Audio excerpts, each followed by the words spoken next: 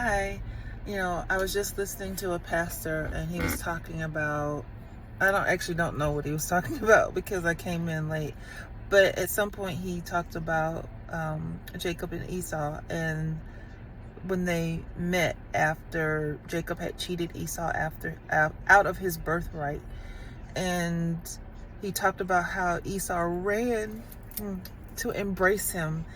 And that just made me so happy, made me so filled with joy that even after Esau had been done wrong by his own brother, that he embraced him, and not just like casually. It said he ran and embraced him or hugged him. And I was with someone this weekend and they were talking about how they weren't getting along with, I don't remember if it was their siblings or just some family members. And that made me really sad.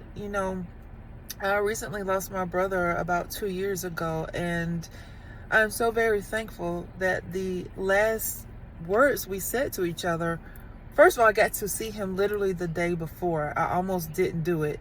But the last things we said to each other were, we both said, "I love you." And I'm just so thankful that I got that opportunity to say that to him, not knowing that yesterday I wouldn't get to see him alive again. And it is so important that we forgive each other, because it's just not worth it. We're not promised tomorrow. I'm not even promised the next 5 minutes. And, somewhere in the Bible, it says like God's grace and his mercy for us renews every morning. And if the creator of the world, our sustainer, our father, can be that generous with us, so forgiving, so gracious, so merciful, can't we do it for our brother, our sister, our cousin, our mom, our dad, whoever it is in your life, a friend? Just let it go. Just forgive them. And then I recently read something, and it was talking about how we're actually not even expected to forgive or love or be selfish from our own capacity. We can take what God has already given us. So it's not even necessarily from yours. It's like if you have the best glass of lemonade, you don't even have to share your lemonade. You can share God's lemonade with them. So I just want to encourage you to just meditate on that, to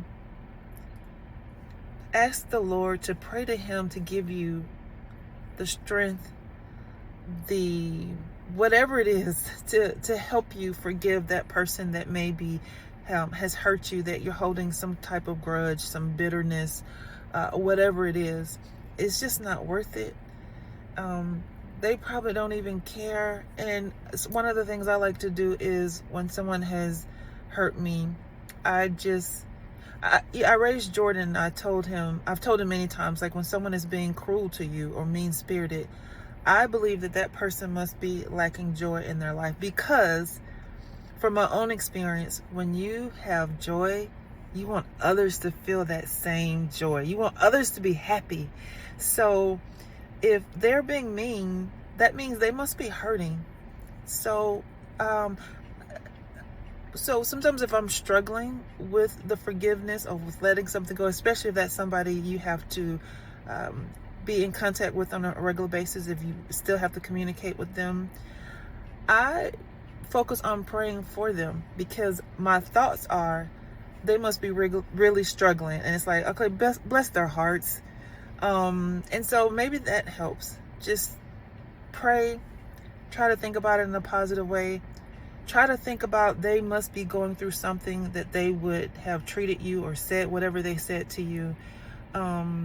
Whatever it takes for you to be able to move on and clear your own heart, because I just know that it's not helpful. I just know that it's a challenge, or it's blockage that's going to keep you from living your best life. And let me just tell you, forgiving people, I'm a Cancer, and so when you have hurt me, oh my goodness, in the past, I would have never let it go. But I have just found an amazing new way of life by letting those things go. And if I'm being honest, a lot of times it is me throwing them shade in my own head or feeling about them a certain way. I just don't let it bother me. It's like, okay, whatever. Like, I'm living my best life and it's going to get even better. So I know this was long-winded, but I just want to encourage you, whatever you're going through, whoever you're not forgiving, whoever has hurt you. And trust me, I've been hurt. But there's nothing like letting it go, forgiving them, forgiving yourself. Sometimes that's the issue. And just moving on. And remember, it doesn't even have to be your own forgiveness. You can forgive them from the forgiveness that God gives us. I think somewhere in the Bible it says you forgive them 70 times 7, or is it 70 times 7? It's something, it's like a number that is basically you should do it infinitely. We should always be forgiving. So let's just embrace the peace, love, and joy that is available for us, and let's pass it on to the next person. I promise you, you won't regret it. Peace, love, and joy.